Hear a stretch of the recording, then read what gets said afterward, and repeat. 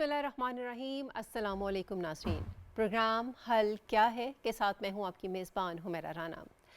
आज का हमारा मौजू है सैलाब, असबाब, वजूहात और उसका हल कैसे तलाश किया जा सकता है। नाज़रीन, बारिशें जो हैं वो अल्लाह ताला की नेमत हैं और बारिशों का हमेशा खैर मकदम किया जाता है। बारिशों के लिए दुआएं मांगी जाती हैं, लेकिन हमारी अपनी कोताहियों की वजह से यही बारिशें हमारे लिए हजीमत और बायस से जहमत हो जाती हैं। सैलाब अक्सर बरसात के मौसम में आते हैं। प्री मानसून बारिशों की वजह से दरियाओं में, नदी नालों में तूफ़ानी आ जाती है। सैलाब का खदशा पैदा होता है और हमने देखा है कि जो लोग दरियाओं के किनारे आबाद होते हैं वहाँ वो बहुत ज़्यादा मुतासर होते हैं और ख़ास तौर पर वो देहात जो नशेबी इलाकों में आबाद होते हैं वो पानी की नज़र हो जाते हैं। लोगों का कोई पुरसाने हाल नहीं होता, माल मवेशी बह जाते हैं, जानी नुकसान होता है और उनके घर पानी के अंदर बह जाते हैं। घर के अंदर पानी दाखिल हो जाता है, उनके घर का सामान, मवेशियों का चारा, ईंधन सब कुछ ज़ाया हो जाता है। मवासलाती निज़ाम धर्म भरम हो जाता है, बिजली का निज़ाम ख़त्म हो जाता है यहाँ पर। और हम देखते हैं कि इन तमाम नुकसानात का सामना हमें 2022 में बहुत शिद्दत के साथ करना पड़ा। वो जो सैलाब आया वो क़यामत सुगरा का मंजर पेश कर रहा था और इससे पहले भी 2010 में भी हमने यही तबाही देखी। लेकिन 2022 के सैलाब में हमने देखा कि 1/3 हिस्सा पाकिस्तान का पानी में डूब गया था और इस हवाले से हमें बहुत सारे अमली इक़दामात करने की ज़रूरत है, चूँकि मौसमियाती तब्दीलियाँ जन्म ले रही हैं। इसी मौजू पर बात करने के लिए आज हमने मदऊ किया है अपने स्टूडियो में। हमारे इंतहाई मोअज़्ज़ज़ मेहमान हैं अहमद कमाल साहब, चेयरमैन फ्लड कमीशन हैं। DG PMD साहिबजाद खान साहब टेलीफोन लाइन पर मौजूद हैं। Doctor Asif Javed environmental scientist हैं जो कि स्काइप पर हमारे साथ मौजूद हैं और doctor Javed Ali x DG climate change भी हमारे साथ टेलीफोन लाइन पर मौजूद हैं। अस्सलाम वालेकुम और सबको हम वेलकम करते हैं अपने प्रोग्राम में। जी साहिबजाद खान साहब, हम सबसे पहले आपकी तरफ आते हैं, चूँकि हम देख रहे हैं कि बारिशों का एक स्पेल फिर से स्टार्ट होने जा रहा है और अगेन जो 2022 में हमें सूरत हाल का सामने करना पड़ा था, बारिशों की सूरत में सैलाबी सूरत हाल बनी और 1/3 ऑफ पाकिस्तान पानी में डूब गया। तो अब आप बताइएगा कि ये जो बारिशें होने जा रही हैं इनकी इंटेंसिटी क्या होगी और क्या ये उसी नौयत की बारिशें हैं जिसका सामना हमें 2022 में करना पड़ा था? जी बिल्कुल। इससे पहले तो आपने देखा होगा कि जी बारिशों का एक सिलसिला जो 3 तारीख से शुरू हुआ था और 8 जुलाई तक चला था। उसमें हमारे जो नॉर्थ ईस्ट के इलाके हैं जिसमें हमारे कश्मीर या खास तौर पे अगर मैं जिक्र करूंगा ना कि हमारे दरियाओं के जो कैचमेंट एरियाज हैं चनाब के, रावी के और सतलज के, जी। तो ये इलाके खास तौर पे उससे ज्यादा मुतासिर हुए थे। कश्मीर जो है, मकबूजा कश्मीर, वहाँ पे बारिशें बहुत ज्यादा रिकॉर्ड की गई थी, लेकिन उनमें सैलाब जो है वो इम्पैक्ट जो है वो चनाब में देखा गया और रावी में थोड़ा सा सैलाब तो नहीं बना लेकिन पानी थोड़ा सा ज्यादा आ गया। लेकिन इस सैलाब ने जो है दरिया सतलज पे थोड़ी सी सिचुएशन जो है वो ज्यादा उस पे आ रही है आजकल। अभी इस वक्त भी हमारे पास अगर देखें तो इंडिया से अभी भी पानी काफी ज्यादा आ रहा है, यानी 2 लाख क्यूसेक पानी जो है वो हमारे हरी के एक स्टेशन आता है जहाँ पे ब्यास और सतलज मिलते हैं। हरी के पे भी इस वक्त भी 2 लाख से ज्यादा पानी है और नीचे उसके जो फिरोजपुर आता है, एक डैम तो नहीं है, यानी एक हेडवर्क है, वहां पे भी पानी जो है इस वक्त तकरीबन 2 लाख के करीब ही है। लेकिन जो गंडा सिंह वाला है जो सतलज पे है वहां पे पानी काफी ज्यादा है। पहले लेकिन इस वक्त इतना पानी गया होगा, लेकिन इस साल जो है वहां पे पानी इस वक्त 1,14,000 को टच करके तकरीबन अभी 1,02,000 या इस तक है।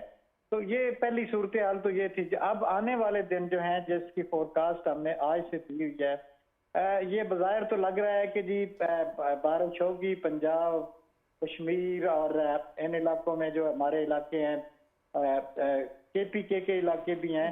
लेकिन इसमें जो सूरत हाल है अभी तक तो ऐसी सूरत हाल नहीं लगती कि इसमें सैलाब जो है वो जनरेट हो। वैसे पानी थोड़ा सा आ सकता है क्योंकि बारिश के बाद फ्लो तो होता है नदी नालों में, लेकिन जो 2000 आप कह रहे हैं कि 22 वाली सिचुएशन अभी नहीं लगती। ये सिलसिला वैसे जो अभी हम देख रहे हैं मॉडल से या जो भी हमें नजर आ रहा है, ये शायद 18 हमने 17 तारीख तक दिया है वेदर इसमें बारिशों का, लेकिन शायद इससे आगे एक्सटेंड कर जाए। लेकिन बारिशें जो हमें मिल रही हैं इसमें वो इतनी तूफानी बारिशों का नहीं स्पेल बन रहा। यानी आपके कहने का मतलब है कि जो आने वाले दिनों में बारिशें हैं उससे कोई सैलाबी सूरत हाल का खदशा नहीं है, वो जो एक खौफ के साए मंडला रहे थे ऐसी कोई सूरत हाल नहीं है? अभी सूरत हाल नहीं है जो मॉडल बता रहे हैं, लेकिन अगर खुदा न खास्ता कुछ होता है तो हम हर वक्त अलर्ट हैं और हम फौरन उसको बता देंगे, इसको मीडिया को या इसके थ्रू हम इसको ले आएंगे कि ये सूरत है। लेकिन अभी तक ये जो है बारिश है मैदानी इलाकों में भी, जहाँ पे बारिश ज्यादा हो के आपको पता है कि अर्बन फ्लडिंग का बायस बन जाती है। लेकिन जो हमारे पहाड़ी इलाके हैं या कैचमेंट एरियाज हैं खास तौर पे, वहाँ पे इतनी ज्यादा बारिश नहीं लग रही है। ठीक है, बहुत शुक्रिया डॉक्टर साहिबजाद खान, आप हमारे साथ लाइन पर मौजूद थे, मौसम की ताज़ा सूरत हाल से हमें आगाह कर रहे थे। अब हम आते हैं अहमद कमाल साहब की तरफ। अहमद कमाल साहब, 2022 में हमने देखा कि 1/3 पाकिस्तान पानी में डूब गया था और प्राइम मिनिस्टर ने हर फोरम पर जाकर पाकिस्तान के लिए आवाज़ भी उठाई। हमें हर मर्तबा यही सिचुएशन देखनी पड़ती है, हर साल हम किसी न किसी ट्रॉमा में रहते हैं कि अब बारिशें ज़्यादा ना हो जाए, सैलाब ना आ जाए। हम संजीदा क्यों नहीं हो पा रहे या हमें संजीदगी से क्यों नहीं लिया जा रहा, क्या वजह है इसकी? बिस्मिल्लाहिर्रहमानिर्रहीम। पाकिस्तान टेलीविज़न का मैं शुक्रिया अदा करता हूँ कि आपने बात करने का मौका दिया।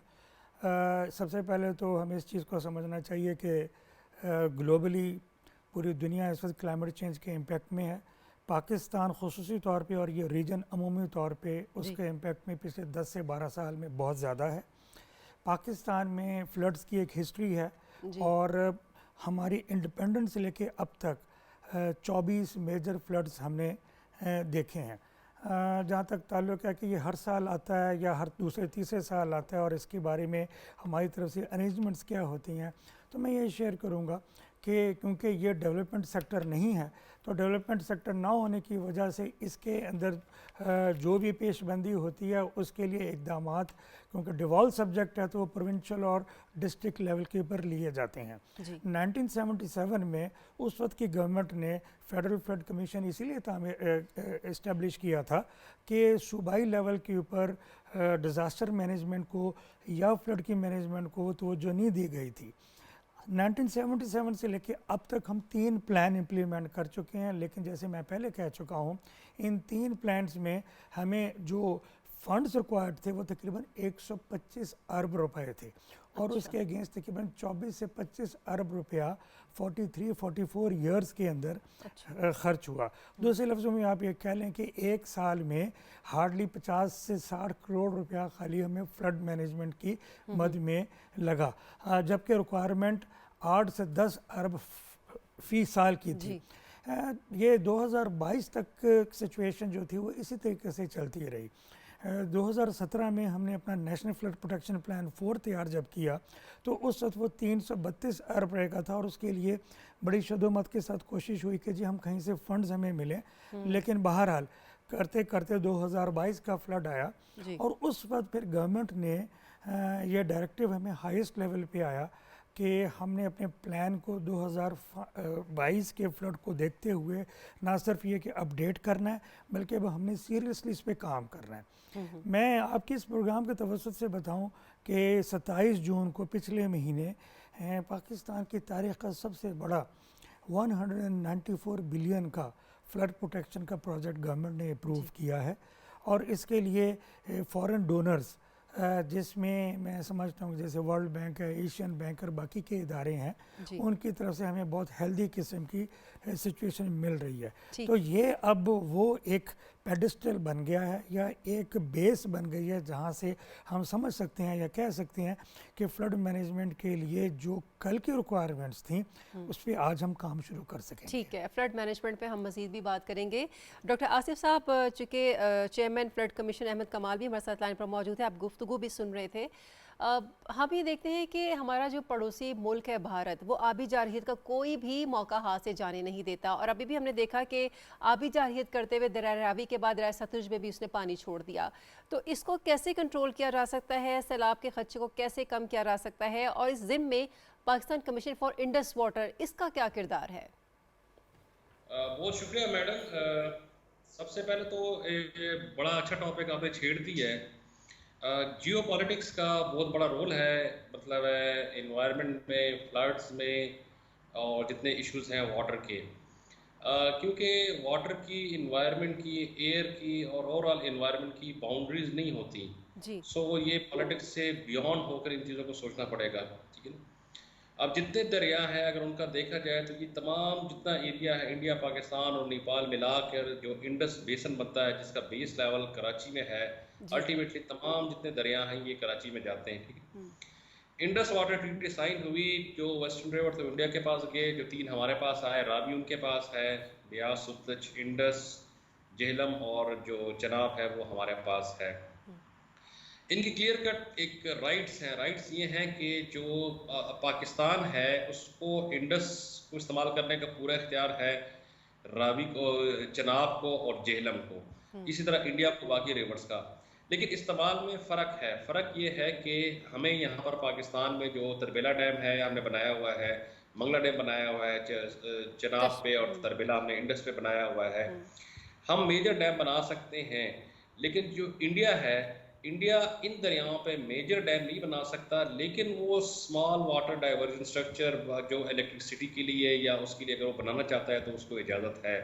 लेकिन प्रॉब्लम ये है कि ओवरऑल जो इश्यूज है ये सिर्फ इंडिया, ये कंबाइंड इशू है क्लाइमेट चेंज का, और जो इफेक्ट होने का इशू है ये इंडिया, पाकिस्तान, बांग्लादेश, नेपाल जितने ममालिक हैं इनका कंबाइंड इशू है। तो इनका कंबाइंड बात उठानी चाहिए। जब पानी ज़्यादा आएगा डेफिनेटली तो पानी तो रिलीज करना ही है, ये मतलब है किसी ने भी कंट्री में। मिसाल के तौर पर अगर रावी पे फ्लड कंडीशंस बनती है तो डेफिनेटली वो इंडिया पर पानी रिलीज करेगा वहाँ से। तो हमें इस चीज़ों को बड़ा केयरफुली सोचना चाहिए। लेकिन ये है कि इंडस वाटर ट्रीटी के मुताबिक केयर करनी चाहिए। जिस तरह आपने वर्ड यूज़ किया आबी जारहियत, बिल्कुल नहीं होनी चाहिए। They should be clarity. पहले जंगी भी इसी बात पे हुई है। तो जो इंडस वाटर ट्रीटी साइन हुई है, वर्ल्ड बैंक ने नेगोशिएट करके करवाई थी बेसिकली इंडिया और पाकिस्तान के दरमियान में, तो उसको फुलफिल करना चाहिए। लेकिन बात सिर्फ इस चीज़ की नहीं है। जिस तरह भी अहमद कमाल साहब ने डिस्कशन की, पहले जो आपके थे स्पीकर, आप मुझे उनका नाम भूल गए, बहरहाल उन्होंने बड़ी अच्छी बात की कि इस मरतबा जो रेनफॉल है वो उसकी इंटेंसिटी इतनी ज़्यादा नहीं है जो अपर कैचमेंट एरियाज़ हैं हमारे, जिससे कोई ज़्यादा फ्लड आने के खदशा हो। लेकिन साथ ही साथ उन्होंने फियर ज़ाहिर किया जो हमारे लो लाइंग एरियाज़ हैं, मिसाल के तौर पे जो हमारे प्लेन्स हैं, पंजाब के प्लेन्स हैं, हमारे सिंध के जो प्लेन्स हैं, क्योंकि तमाम पानी पर कन्वर्ट होकर के यहीं पर आना है अल्टीमेटली। और आपको पता ही यहाँ पर बड़ी हमारे पास पुअर ड्रेनेज है, और फिर काफ़ी अर्से तक पानी यहाँ पर खड़ा रहता है। अच्छा डॉक्टर आसिफ, चूँकि इससे पहले हमारे साथ डीजी पीएमडी थे साहिबजाद खान, वो बारिशों के हवाले से हमें आगाह कर रहे थे। आपने शुरू में बात की दरियाओं नदी नालों के हवाले से। अब देखिए हर चीज़ जो भी अल्लाह ने बनाई है वो हक रखती है, उसके अपने हुकूक होते हैं, उनके भी अपने हुकूक हैं। दरियाओं ने बहना है, दरियाओं के रास्ते में अगर कोई रुकावट आएगी तो डेफिनेटली दरिया उसको अबूर करेगा। तो अब हम ये भी देखते हैं कि लोग कच्चे के इलाके बना लेते हैं, वहाँ रहना शुरू कर देते हैं, उनको बार बार अल्टीमेटम्स दिए जाते हैं, वार्निंग्स दी जाती हैं, बट वो अपने इलाके छोड़ते नहीं हैं। एक तो ये कि उनको उनसियत हो जाती है, दूसरी बात ये कि वो दरियाओं के रास्ते में भी बढ़ते हैं, और तीसरा पहलू इसमें यह आ जाता है कि अगर लोगों को वहाँ से कहीं और शिफ्ट भी करना है तो कोई मुतबादल जगह लोगों को मिलनी चाहिए, ताकि अगर दरिया गुजर भी जाए और डेफिनेटली वो फर्टिलिटी लेके आता है, वहाँ पे ज़्यादा ज़रख़ेज़ हो जाती है ज़मीन, तो दोबारा से उनकी आबादकारी के लिए भी कोई सिस्टम होना चाहिए। इस हवाले से आप क्या कहेंगे? देखिए जी, बिल्कुल आपने बड़े सही फरमाया है कि फ्लड ने तो आना है, ये एक नेचुरल प्रोसेस है। इंटेंसिटी वेरी करती है from year two year, depend करता है बड़े फैक्टर्स पे। क्लाइमेट चेंज बहुत बड़ा फैक्टर है, उसके बाद आपकी अर्बनाइजेशन बहुत बड़ा फैक्टर है। जितनी आबादी ज़्यादा होती है, जितनी अर्बनाइजेशन होती है, वो पानी को सलीस ज़बान में मैं ये कहता हूँ कि पानी को सपोर्ट करता है, वो ज़्यादा इलाके तक फैलता है। तो जब फ्लड प्लेन का आप आबादी बना लेंगे, लेकिन जो सबसे बड़ा मसला है हमारी कौम का वो ये है कि हम बड़े फॉल्स असम्पशन पे बिलीव करते हैं। लोगों को अवेयरनेस बहुत ज़रूरी है, और लोगों को ये रियलाइज़ कराना है कि अगर पिछले 10 साल में या 20 साल में या इवन 50 साल में भी यहाँ पानी नहीं आया और जी। आपको साइंटिस्ट या एनडीएमए या फ्लड कमीशन ये कह रहा है कि यहाँ पर पानी आने के चांसेस हैं, तो आप इनकी वार्निंग्स को बड़ा सीरियस लें और आप इसको एवेक्यूएट करें अपनी जान बचाने के लिए और लोगों के अपनी प्रॉपर्टी की बचाने के लिए। ये बड़ा ही इंपॉर्टेंट है लोगों के लिए ये समझना और लोगों को अवेयर करना। और ये हर जगह ऐसे ही होता है, मतलब है इवन जब जिस तरह टाइटैनिक डूब रहा था तो लोगों को स्टार्ट में बिल्कुल क्लैरिटी नहीं थी, लोग इसको सीरियस नहीं ले रहे थे कि ये डूब रहा है, हालांकि 2 घंटे बाद डूब गया वो। तो मतलब है लोगों को सबसे पहले कंसंटाइज कराना, उनको मोबिलाइज कराना, उनको अवेयरनेस देना, ये बड़ा इंपॉर्टेंट है। वार्निंग्स देना जी। उनको क्लियरली टीवी पे पीएमडी की तरफ से, फ्लड कमीशन की तरफ से, मुख्तलिफ इदारों की तरफ से, ये कॉर्पोरेट सोशल रिस्पॉन्सिबिलिटी भी है। फिर दूसरी बात ये कि हम पाकिस्तानी एज ए नेशन हम बड़े अच्छे हैं रेस्क्यू में, इमीडिएट रिस्पांस में। आप हिस्ट्री उठाकर देख लें, we are very good at that. लेकिन हमारा जो मेजर इशू है, हम लॉन्ग टर्म मैनेजमेंट में इंतहाई वीक हैं। हर साल जैसे आपने कहा कि हम हर साल ये डिस्कशन शुरू कर देते हैं, अभी फ्लड का सीजन चला जाएगा, फिर साल में पीटीवी पे मीडिया पे खामोशी रहेगी, फिर अगले साल फिर डिस्कशन शुरू हो बिल्कुल जाएगी। सही बात है, वही Zero- वाली बात है कि हमारे zero से सर पर start करें। पड़ती है तो ही हम अपने हाथ मुंह मारना शुरू कर देते हैं। अहमद साहब की तरफ आते हैं। अहमद साहब, जिस तरह से भी बात कर रहे थे, आपके ख्याल में एहतियाती इक़दामात जो हैं वो इस्लाहाती इक़दामात से ज़्यादा बेहतर हैं? जी, आपने और डॉक्टर साहब ने बड़ी मेन बात की और बड़ी मैं समझता हूँ कि ज़रूरी बात की है। हम ये अक्सर कहते हैं कि अगर खुदा न खास्ता कोई डिज़ास्टर आता है, ख़ास करके हाइड्रोमीट्रोलॉजिकल डिज़ास्टर, तो हमें उसको सेव करने में और लोगों को बचाने में अगर $9 या 7 से $9 खर्च करने पड़ते हैं, तो अगर हम प्रिपेयर्डनेस में $1 खर्च करें तो हम उस चीज़ को हैपन होने से बचा सकते हैं। जी। डॉक्टर साहब ने लॉन्ग टर्म प्लानिंग की बात की, मैं इससे एग्री करता हूँ। एज ऑफ टुडे हम सिर्फ इवेंट ट्रिगर्ड अप्रोच के ऊपर चल रहे हैं। हाँ, यस। ये फर्स्ट टाइम है। मैं समझता हूँ कि तकरीबन इस बात को ऑलमोस्ट 10 महीने वो होने को आए हैं कि हमने एक लॉन्ग टर्म पॉलिसी के लिए बड़ी सीरियसली सोच के उसके ऊपर हमने अपने डॉक्यूमेंट्स को भी तैयार कर लिया है। और इस लॉन्ग टर्म पॉलिसी में हम खाली स्ट्रक्चर्स के ऊपर बात नहीं कर रहे हैं, हम 3 फेजेस को ले रहे हैं। नंबर 1 तो ये कि जहाँ हमें बंद बनाने की ज़रूरत है, हमें स्पर्स बनाने की ज़रूरत है, हमने वो करना है। नंबर 2, अगर हमें अपना फोरकास्टिंग सिस्टम और टेलीमेट्री निज़ाम को मज़ीद एक्सेसिव करना है तो वो करेंगे। और तीसरा, नेचर बेस्ड सोल्यूशन। ज़रूरी नहीं है कि मैं हर जगह के ऊपर कोई स्ट्रक्चर तामीर करूं और वो पानी को रोके। हमें अगर हम ज़्यादा फॉरेस्टेशन करते हैं, दरख्त ज़्यादा जी, उगाते हैं, जी। तो पानी के फ़्लो को वो एब्जॉर्ब करेंगे और डाउनस्ट्रीम के ऊपर जो आपकी तबाही है वो उसको बचाएंगे। इन सारों से बढ़ के अवेयरनेस बहुत ज़्यादा ज़रूरी है। और अभी आप अपनी डिस्कशन में कह रही थी कि दरिया ने तो पानी को लाजमन देखना है और उसको आके जाने देना। 2016-17 में हमने रिवर एक्ट बनाया था फेडरल फ्लड कमीशन ने, और रिवर एक्ट बना के हमने चारों सूबों को, जीबी और एजी को कहा था कि वो अपनी प्रोविंशियल असम्बली से इसको पास करवाएं और इसको इनएक्ट करवाएं। एज ऑफ टुडे पंजाब और केपी ने तो वो किया हुआ है, लेकिन बाकी के 2 सूबे और एजे के और जीबी में ये अभी सिर्फ लेजिस्लेटिव प्रोसेस के अंदर है। मैं समझता हूँ कि जब सेंटर या फेडरल गवर्नमेंट बार बार, क्योंकि फेडरल गवर्नमेंट खाली स्ट्रेटजिक गाइडेंस दे सकती है, ये आपका डिवॉल्व सब्जेक्ट है, तो सूबों ने और डिस्ट्रिक्ट लेवल के ऊपर इस पर अमल दरामद होना है। तो ये लाजमी है, ये बहुत ज़्यादा लाजमी है इस वक्त इस प्रोग्राम के थ्रू बात जानी कि प्रोविंशियल गवर्नमेंट्स और उनके लेजिस्लेटिव असम्बली से ये लॉ पास हो और फौरी तौर पर नाफिज़ल अमल हो। इससे ये कि कच्चे के इलाके में जो लोग हैं आप उनको वहाँ से हटाएंगे। Right of way of the river जो है, जो उसकी हुर्मत है, जो उसकी रिक्वायरमेंट है, उतना वो उसको पार्ट आपको देना पड़ेगा। अदरवाइज़ ये कि फिर आप तैयार रहें हर साल एवैक्यूएशन के लिए और हर साल रिस्पांस देने के लिए। डॉक्टर साहब, जब एनडीएमए का नाम आता है तो जहन में ये आता है कि इनकी जो जिम्मेदारी है वो सिर्फ आफात को कंट्रोल करना है, लेकिन ऑन द अदर हैंड अगर देखा जाए तो रेगुलेट करना, कोऑर्डिनेट करना या सिस्टम को जदीद टेक्नोलॉजी से लैस करना, ये भी तो एनडीएमए की जिम्मेदारी है और इसके ऊपर होमवर्क होता है। एनडीएमए की एक मेजर जिम्मेदारी जो है, देखें, वो तीनों फेजेस के अंदर है: pre disaster, during disaster and after disaster. Pre disaster से मुराद ये है कि हमने डिज़ास्टर रिस्क रिडक्शन के लिए क्या किया। प्री डिज़ास्टर में फिर 3 चीज़ें आती हैं: प्रिवेंशन, मिटिगेशन और प्रिपेयर्डनेस। मैं किसी चीज़ को रोकने के लिए उसको कम्प्लीटली ख़त्म कर दूं ताकि वो मुझे दोबारा हिट ना करे। जी। अगर मैं उसे कम्प्लीटली ख़त्म नहीं कर सकता तो उसके असर को कम करने के लिए मैं इक़दामात लूँ, जिसे हम मिटिगेशन कहते हैं। जब हम ये दोनों इकदाम कर लेंगे तो फिर हम अपने आप को तैयार करेंगे कि खुदा न खास्ता अब भी कुछ होता है तो हम कितने तैयार हैं कि उसके हैपन होने के दौरान में हम कम से कम रिलीफ की एक्टिविटीज़ में जाएं। तो ये एक लाजमी जुज़ है एनडीएमए का या किसी भी डिज़ास्टर मैनेजमेंट सिस्टम का। और रिलीफ और रेस्क्यू या फिर जो हम फूड आइटम्स और नॉन फूड आइटम्स को सप्लाई करते हैं और लोगों को बचाते हैं, मैं समझता हूँ कि ये अगर हमने फ्यूचर में इन सारी चीज़ों के लिए इकदाम करने हैं तो फिर हमें अच्छे डिज़ास्टर मैनेजमेंट अथॉरिटीज़ का जो वेरी पर्पज़ है वो फिर हल नहीं होता, वो ज़रूरी नहीं होता। मैं अगर अपने इदारे की बात करूं तो हमारा बेसिक मैंडेट ही इस वक्त ये है कि हमने प्री डिज़ास्टर में ग्राउंड में किस हद तक हम इंटरवेंशंस जो कि स्ट्रक्चरल भी हो सकती हैं, नॉन स्ट्रक्चरल भी हो सकती हैं, हम ले आएँ ताकि हम पेशबंदी करके तैयार बैठे हों और उसके बाद सिर्फ हमारी कोऑर्डिनेशन जो है वो इफेक्टिव होनी चाहिए ताकि हम किसी भी सिचुएशन को रोक सकें। देखिए कुरान पाक में अल्लाह ताला ने जिक्र तूफ़ानों का भी किया है और ज़लज़लों का भी किया और बरसात का भी किया। तो ये तो कुदरत, ये तो नेचर है, हमने नेचर को रोक नहीं सकते। हम नेचर के अगेंस्ट अपने आप को अडेप्ट कर सकते हैं कि उनके आने के बावजूद हम उसके अंदर अपनी रोज़मर्रा की लाइफ को गुजार सकें। ठीक है। डॉक्टर जावेद अली खान साहब ने हमें अभी टेलीफोन लाइन पर ज्वाइन किया है, क्लाइमेट चेंज है, उनसे भी बात करते हैं। अस्सलाम वालेकुम डॉक्टर साहब।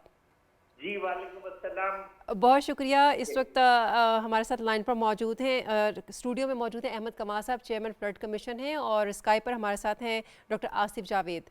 तो इनसे हम बात करते हैं सैलाब, उसके अवामिल असबाब और सद्दबाब के हवाले से।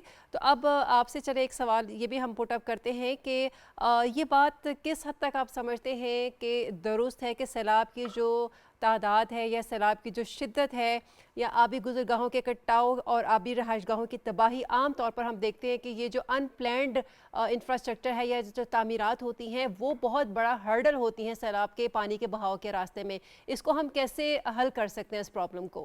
मैं चूंकि सिटी प्लानर हूँ और मैं ह्यूमन प्लानर हूँ तो मैं जो है वो ये समझता हूँ कि हम लोगों को सबक सीखने की ज़रूरत है। और जो देखें सेफ्टी जोन होता है हर चीज का, दरिया का एक अपना बिहेवियर है, दरिया के अंदर उसको बहाव के लिए जो है जगह चाहिए होती है। और इस खतरनाक हद तक पूरे पाकिस्तान में गिलगित ले लें, कोई सा भी शहर ले लें, इस तरह से फैल रहे हैं, मतलब कि सारी चीजें अनरेगुलेटेड अनकंट्रोल्ड जो हैं, जब वो होंगी तो फिर तबाही लाजमी 100 दर्जा आएगी। जापान में इससे ज्यादा शदीद ज़लज़ले आते हैं, कैजुअलिटी नहीं होती है, इसलिए कि वो मैनेज करते हैं। और पाकिस्तान में हल्का सा भी कुछ हो, जरा सा चाहे सैलाब का झटका आ जाए या ज़लज़ले का झटका आ जाए, हर चीज जो है चूंकि अगर अनकंट्रोल्ड होगी, अनरेगुलेटेड होगी तो ये जो है ना तबाहियां आनी ही आनी है।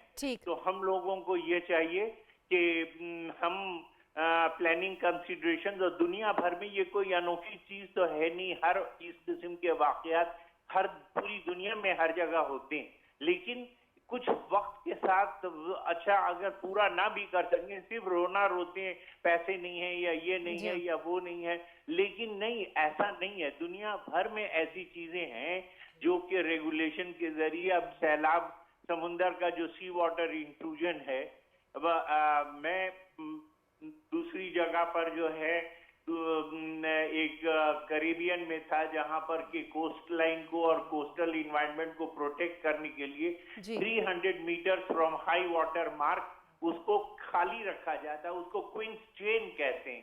वो उससे नेचुरल कोस्टल इकोसिस्टम भी ठीक रहता है और उससे कैजुअलिटी और इम्पैक्ट भी नहीं होता है। वेरी ट्रू सर, पॉइंट आ गया आपका। डॉक्टर आसिफ, आपसे जानना चाहिए, समझते हैं कि मुल्क भर में ये जो सैलाबी इलाकों के नक्शे हैं ये फराहम किए जाने चाहिए ताकि लोग कोई अगर कानूनी इकदाम करना चाहें या कोई अलर्टनेस प्रोग्राम के जरिए खुद को ऐसे इलाकों से महफूज रख सकें या दूर रख सकें?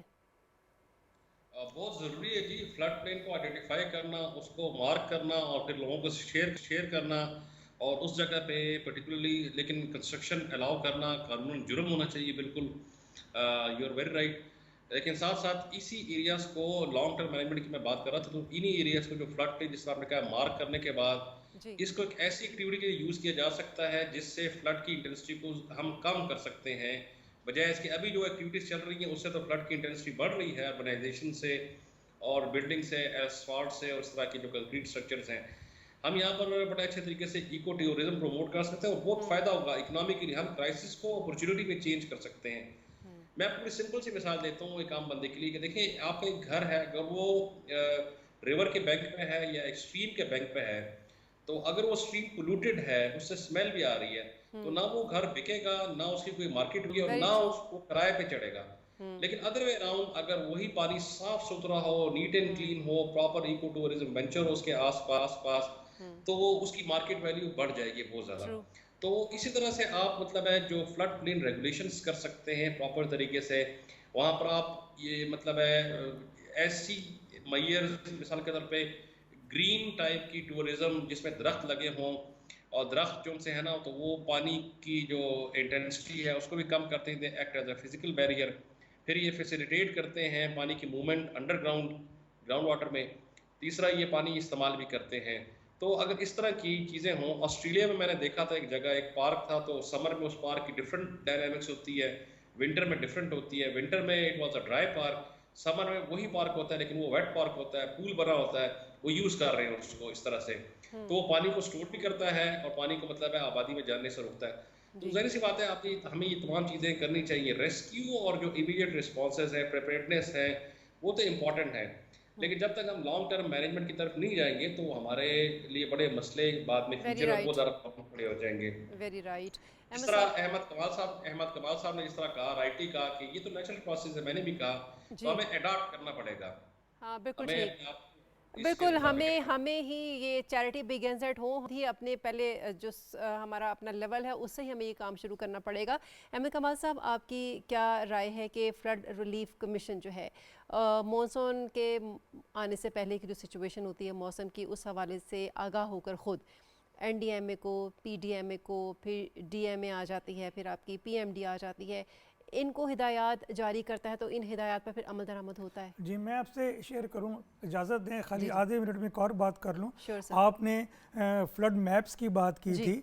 2016 में हमने कंट्री वाइड फ्लड मैप्स तमाम इंडस रिवर सिस्टम और उसके साथ जो छोटे दरिया बना के अपने चारों सूबों को दिए थे 2010 में 2016 में 16 में जी, मतलब और 2010 को कीपिंग इन माइंड जी दैट जी सिनेरियो। बिल्कुल। और उसमें हमने बाकायदा रिवर के दोनों तरफ अगर 5 लाख क्यूसिक पानी आता है, 6 आता है, जी। 10 आता है, 12 आता है, तो उसमें कितना एरिया इनंडेट करेगा, ठीक है। वो बाकायदा हमने मार करके दिया था। और वो हमने प्रोविंशियल गवर्नमेंट्स को डिस्ट्रिक्ट लेवल पे पहुंचाए थे ताकि वो अपने ऑफिसेस में रखें और जिस वजह महकमा मौसमियात की उनको फोरकास्ट मिले जी। कि इस नौयत का फ्लड आएगा, इतनी कैपेसिटी या इतनी इंटेंसिटी का आएगा, तो वो उससे उनको पता चल जाएगा कि इतने एरियाज़, इतने विलेजेस और इतनी इंपॉर्टेंट इंस्टॉलेशंस इस एरिया में आ सकती हैं, सो दैट वो प्रीएम्प्ट करते हुए एवैक्यूएशन को और बाकी की चीज़ों को मूव आउट कर सकें वहाँ से। ये सारी चीज़ें मौजूद हैं। मैंने आपसे कहा कि हमें प्रोविंशियल और बिलो प्रोविंशियल लेवल, सेकंड और थर्ड टियर पे बहुत स्ट्रॉन्ग किस्म की जैसे कहना चाहिए कि अवेयरनेस देने की। ये और तो डिप्टी कमिश्नर्स का भी तो काम है ना, जी, जो हर ज़िला जी, में मौजूद होते मैं हैं कि इसमें वो- इजाज़त है तो एक बात कहूँ कि हमने आज तक इस शोबे को एडहॉक बेसिस पे लिया है। अगर हमने इसको एडहॉक बेसिस पे ही लेना है तो फिर हमें तैयार रहना चाहिए। हम जितनी मर्जी प्रीएम्प्टिव अरेंजमेंट्स कर लें, हमें हमेशा रेस्क्यू और रिलीफ के लिए जाना पड़ेगा। इसको अब हमने ये प्रपोज किया है कि नेशनल लेवल पे फेडरल फ्लड कमीशन को मज़ीद फ़ाइल किया जाए और इसके ऑफिस सूबों के अंदर जाएं, सो दैट हमारी एक वहाँ पे ना सिर्फ ये कि आउटरीच हो, प्रोविंशियल इरिगेशन डिपार्टमेंट, सूबाई डिस्ट्रिक्ट, सूबाई forest departments, agriculture departments and so disaster management authorities के साथ इतना स्ट्रॉन्ग किस्म का लेजॉन हो कि ये जो हम उस वक्त जो पैनिक सिचुएशन क्रिएट होती है हम उसको दूर कर सकें। मैं चाहूँगा कि आपने भी जो पूछा कि हम उनको कैसे आगाह करते हैं, हमारा मानसून सीज़न जब ख़त्म होगा 30 सितंबर को या जी। 15 दिन बाद उसके हम एडिशनल रखते हैं, तो उसके बाद बाकायदा दरियाई निज़ाम का सर्वे होता है, तमाम एरियाज़ का सर्वे होता है, प्रोविंशियल इरिगेशन डिपार्टमेंट है, और उसके बाद वो पिछले मानसून सीज़न के कॉन्टेक्स्ट में देखते हैं कि ग्रे एरियाज़ कौन से नए हाईलाइट हुए हैं, फिर उसके ऊपर काम शुरू होता है, उसके लिए फ्लड फाइटिंग के प्लान्स बनते हैं और फ्लड प्रोटेक्शन और रिवर ट्रेनिंग के वर्क्स बनते हैं। इसके ऊपर रेगुलर हमारी मीटिंग्स होती हैं। तो फिर जो 2022 में सर ज़लज़ला आया, ये सैलाब आया था जी, उसके बाद आपने ग्रे एरियाज़ को हाईलाइट जी, किया था कि 2023 में उससे हम बच बहुत सकें। बेहतरीन तरीके से हो चुकी हैं। और मैं देखें, मुझे ये इजाज़त दें कहने की, thanks to the federal government, thanks to the federal government कि उन्होंने इसको बहुत स्ट्रांगली क्या नाम है पुश किया। प्लानिंग कमीशन ऑफ पाकिस्तान ने बहुत स्ट्रांगली इसको पुश किया। इस वक्त हमारे पास बेहतरीन नेशनल फ्लड प्रोटेक्शन प्लान 4 तैयार हो चुका है। हम आने वाले मैक्सिमम 1 महीने के अंदर अंदर उसको बाकायदा पेश कर देंगे उसमें, और उसमें अगले 3 साल, अगले 1 साल, 3 साल, 5 साल, अप टू 10 ईयर के लिए हमें क्या करना है और किस स्ट्रेंथ के साथ करना है, वो सारा वर्कआउट हो गया है। अच्छा, आपने लॉन्ग टर्म प्लानिंग कर ली है? अल्हम्दुलिल्लाह by the grace of Almighty ये हो गई है। और इसमें मैं फिर कहूँगा कि इसमें सूबाई गवर्नमेंट भी और फेडरल गवर्नमेंट दोनों को क्रेडिट जाना चाहिए कि रेस्टोरेशन के कॉन्टेक्स्ट में सिंध को खुसूसी तौर पे और बलूचिस्तान को खुसूसी तौर पे इतने फंड्स जारी हुए हैं कि उनके जो ड्रेनेज के मामला थे जहाँ पे उनकी तबाही हुई थी, या बलूचिस्तान के जो ड्रेनेज के मामलात में या फ्लड प्रोटेक्शन या स्मॉल डैम्स के मामले में तबाही हुई थी, वो रिस्टोर हो गए हैं। ये जस्ट 2 रोज़ पहले हमारे बिग न्यूज़ सर। जी 2 रोज़ पहले हमारे फेडरल मिनिस्टर जो हैं वाटर रिसोर्सेज के, उन्होंने हाई लेवल एक मीटिंग कंडक्ट की है इस्लामाबाद में, जिसमें सुबह ने ही आके बाकायदा बताया है। और ये तो मैं रेस्टोरेशन की बात कर रहा हूँ, जो पिछले साल तबाही हुई थी उसको रिस्टोर करने की, उसमें कितने एरियाज अभी रहते हैं, ये नहीं कि सारे हो गए हैं, लेकिन जो इम्पोर्टेंट एरियाज थे जिनको करने की ज़रूरत थी उनको किसी हद तक कर लिया गया है। अब है कि हमने इसको प्रोटेक्ट करना है और लॉन्ग टर्म प्रोटेक्शन में जाना है। उस लॉन्ग टर्म प्रोटेक्शन के लिए जैसे मैंने कहा कि पिछले माह 27 जून को एक्निक ने flood protection sector project 3 approve किया है 194 बिलियन रुपीस का। इसमें सबसे ज़्यादा फंड्स सिंध के लिए फॉलोड बाय बलूचिस्तान के लिए रखे हैं, क्योंकि फेडरल गवर्नमेंट का ये इसके ऊपर खसूसी तौर के ऊपर हिदायत थी और ख्याल था कि सिंध में और बलूचिस्तान में सबसे ज़्यादा तबाही हुई है, तो उनको सबसे ज़्यादा देखा जाए। और फिर वहाँ पे जो टोरेंशियल रेन्स हैं उन्होंने जितनी तबाही मचाई और जो ड्रेनेज सिस्टम है उसको किस तरीके से बेहतर करना है, उसके लिए इकदाम किए जाए। आपके प्रोग्राम में मज़ीद शेयर कर लूँ कि गवर्नमेंट ने इस चीज़ को बहुत स्ट्रांगली देखा है कि सिंध में जो पिछले साल ड्रेनेज की वजह से इस साल जनवरी फरवरी तक पानी खड़ा रहा, तो उसके लिए हमें लॉन्ग टर्म ड्रेनेज प्लान की ज़रूरत है, और उसके लिए पंजाब, सिंध और बलूचिस्तान को इकट्ठे मिला के काम शुरू हो रहा है। Got your point. और डॉक्टर साहब, ये हम चूँकि पहले हमने कहा कि एक अनप्लान्ड कंस्ट्रक्शन की वजह से भी सैलाब का जो पानी आता है उसके बहाव में बहुत बड़ी रुकावट आती है। आपका क्या ख्याल है कि अगर दरियाओं और नदी नालों के करीब सैलाबी जोन बना दिए जाएं और जोन में हर किस्म की कंस्ट्रक्शन पर पाबंदी लगा दी जाए, तो क्या ये इफ़ेक्टिव टूल है सैलाब के पानी को रोकने के हवाले से?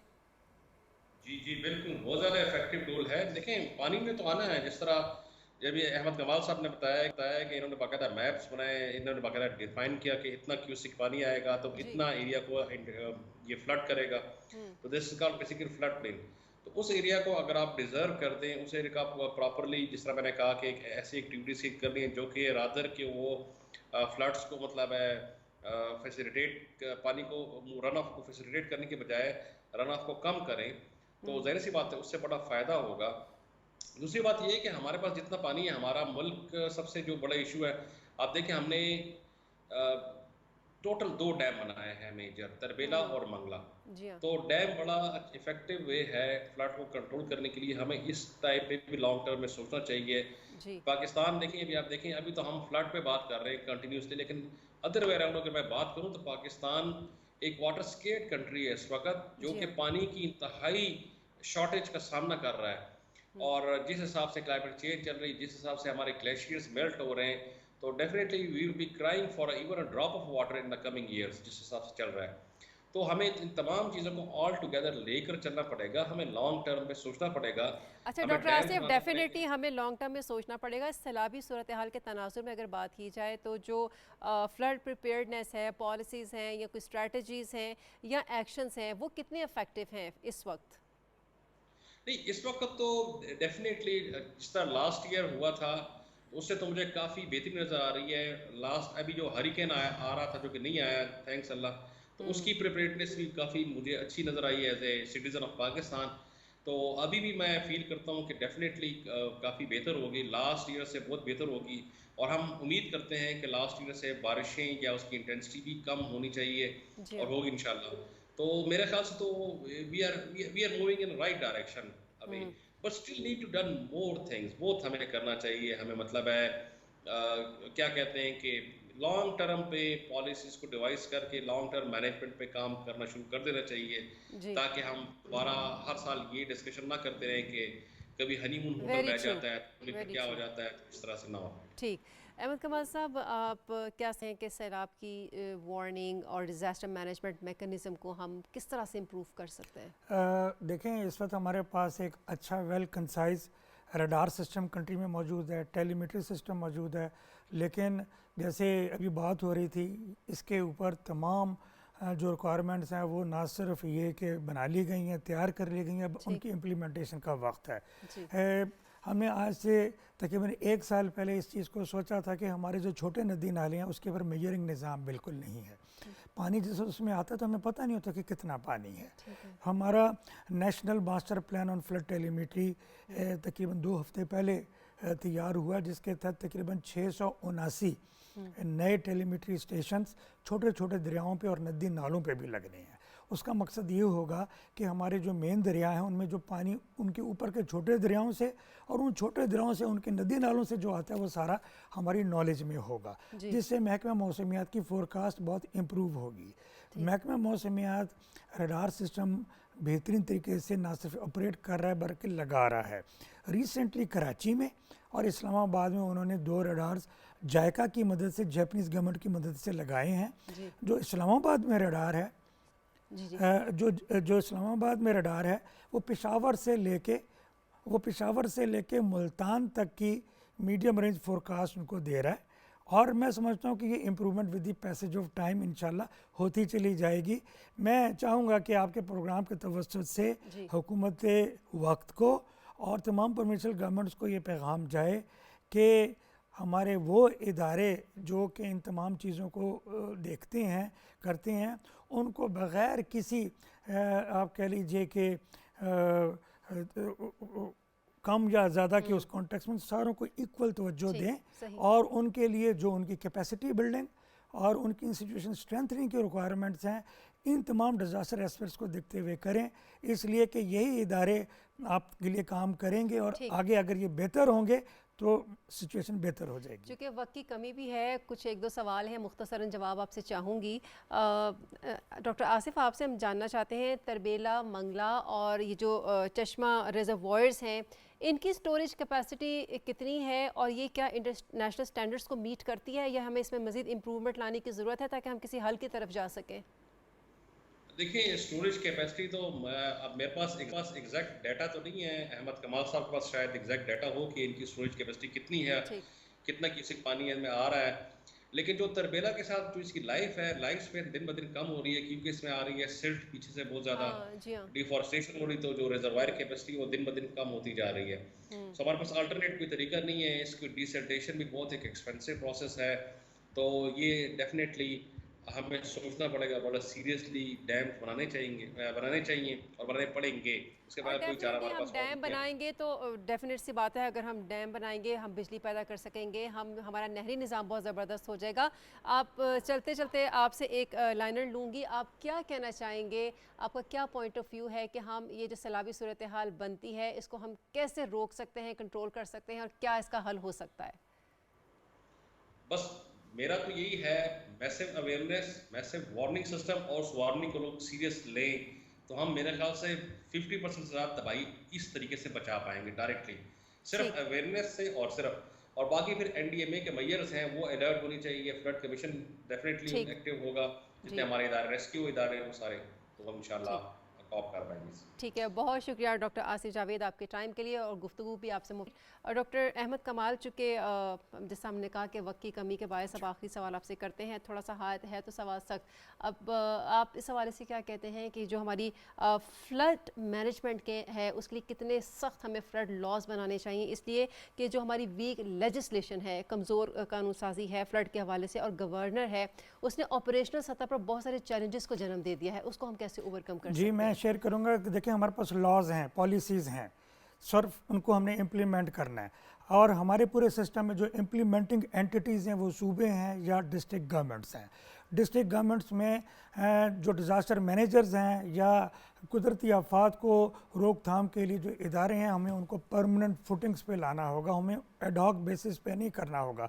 हमारे जो डिप्टी कमिश्नर्स हैं या DCOs हैं, वो जिस वक्त ये मानसून का सीज़न आता है या कोई ज़लज़ला आता है तो वो पार्ट टाइमर के तौर पे इसमें अपना रोल देते हैं। There is no other permanent system को जो इस चीज़ को देख सके। सही। एक नंबर 2 ये कि फेडरल गवर्नमेंट से प्रोविंशियल गवर्नमेंट और प्रोविंशियल गवर्नमेंट से डिस्ट्रिक्ट गवर्नमेंट पे एक बाकायदा लाइन ऑफ एक्शन होनी चाहिए। इस वक्त जो हमारे एक्ट्स हैं उन एक्ट्स में हम फेडरल लेवल पे तो मूव कर लेते हैं, यहाँ से प्रोविंशियल लेवल पे हम मूव नहीं कर पाते क्योंकि वहाँ पे वो अपनी पॉलिटिकल लीडरशिप की हिदायत के मुताबिक मूव करते हैं। अगली चीज़ ये कि अगर मैं दरिया के निज़ाम के मुतालिक बात करूँ तो लेटर एंड स्पिरिट में हमें अपने रिवर एक्ट को लागू करना होगा। अगर नहीं करेंगे तो फिर सिचुएशंस हमें हमेशा ऐसी मिलेगी। आखिरी बात जो आपने कहा कि हमें कितने पानी की ज़रूरत है और कितना है, तो दुनिया की बेस्ट प्रैक्टिस ये कहती है कि अगर आपके पास पानी के 100 गिलास हैं तो उसमें से आपने 40 गिलास पानी के अपने बुरे टाइम के लिए सेव करने हैं। मेरे पास इस वक्त उन 40 गिलास के मुकाबले में 13 गिलास पानी मौजूद है, मुझे 27 गिलास ऑफ पानी स्टोर करना है।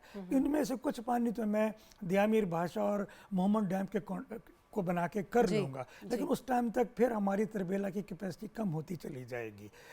लिहाजा हमें सीरीज़ ऑफ डैम्स बनाने हैं, इसके ऊपर पूरा प्लान वापडा के पास मौजूद है और हमें किसी किस्म के भी क्रिटिसिज्म को एक तरफ रखते हुए जिन डैम्स के ऊपर हमारा सारों का कंसेंसस है हमें उनको मरहलावार बनाना चाहिए और जब तक कि वो नहीं बनते या उनको टाइम लगता है तो हमें स्ट्रिक्ट किस्म के वाटर कंजर्वेशन स्ट्रेटजी को इम्प्लीमेंट करना होगा और जहाँ पे पानी अवेलेबल है उसको how well we can use that water there for the good of the community, for the good of the land हमें करना पड़ेगा। ठीक, बहुत शुक्रिया अहमद कमाल साहब, चेयरमैन फ्लड कमीशन हमारे साथ स्टूडियो में मौजूद थे। जी नाज़रीन, आपने सुना सैलाब किस तरह से आते हैं, क्या वजूहात हैं, क्या अवामिल और असबाब हैं इसके, और इसका हमने हल भी तलाश करने की कोशिश की है आज के प्रोग्राम में। इसके साथ ही प्रोग्राम अपने अख्ताम को पहुँचता है। मैं हुमैरा राना, मेरे मुअज़्ज़ज़ मेहमान और मेरी पूरी टीम आपसे इजाज़त चाहते हैं। अपना बहुत ख्याल रखिए। अल्लाह हामिद नासिर।